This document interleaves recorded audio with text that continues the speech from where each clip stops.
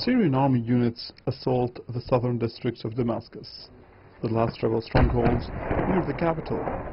Behind these scenes of destruction, another battle rages on. A battle for truth over the suspected use of chemical weapons.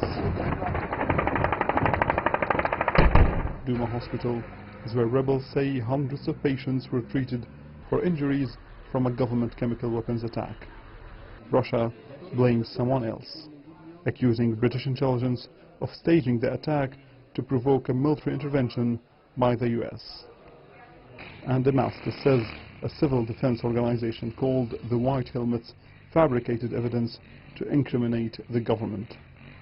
Vanessa Bailey is a British blogger. She has been quoted by the Russians. She says the White Helmets have rebel connections. So I think what is very clear from visiting the many districts of eastern Ghouta is that, as with East Aleppo, the UK Foreign Office financed and US financed White Helmet group were working in very close proximity with the number of terrorist groups, such as Jaish al-Islam in Douma. We were told in the hospital that was the scene of the alleged chemical weapon attack. Touring Douma, it is difficult to tell the difference between civilian and military facilities, like this fortified tunnel complex. We are in one of the tunnels that are located underneath the hospital of Douma town. This is where many of those injured in the alleged chemical weapons attack on April 7th were brought.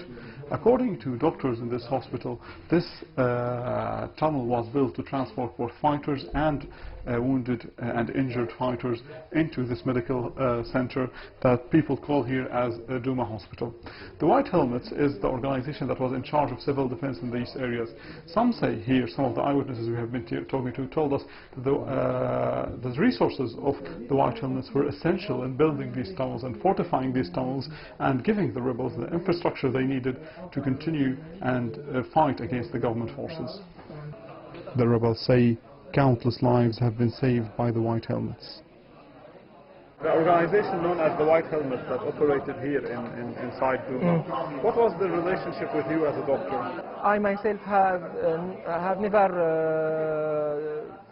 have no relation with them. I saw their cars and vans before. They usually carry people and patients and uplift the rubble from the buildings